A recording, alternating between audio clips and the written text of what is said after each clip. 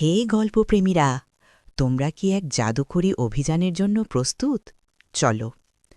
মাইরা আর রাফি একটা অদ্ভুত ফাঁকা ট্রেন স্টেশনে গিয়ে পড়ল, যা ছিল এক জঙ্গলের প্রান্তে। কোনো ট্রেন নেই, কোনো মানুষ নেই, শুধু এক রহস্যময় কুয়াশা। হঠাৎ প্ল্যাটফর্মে নীল পায়ের ছাপ দেখা গেল, তারপর সেটা হাওয়ার মতো মিলিয়ে গেল। এরপর কুয়াশার ভেতর থেকে বেরিয়ে এলো এক বিশাল কোমল নীল প্রাণী। তার গলায় নরম শ্যাওলা ছিল, আর তার চোখগুলো লণ্ঠনের মতো জ্বলছিল। সাহস করে মাইরা তার পিঠে উঠল, আর বড় এক হাসি নিয়ে রাফি ঠিক তার পেছনেই লাফ দিয়ে উঠল।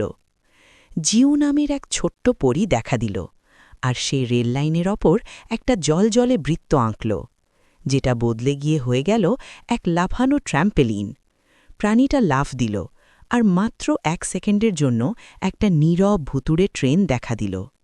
মাইরা হাত বাড়িয়ে দরজায় ছুঁয়ে দিল। টিং! দরজাটা দুলে খুলে গেল, আর দেখা গেল ঝিকিমিকি তারায় ভরা এক করিডর।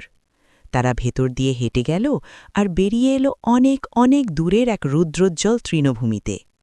তারপর রহস্যময় স্টেশনটা স্বপ্নের মতো মিলিয়ে গেল। এমন আরও দারুণ গল্পের জন্য সাবস্ক্রাইব করতে ভুলবে না।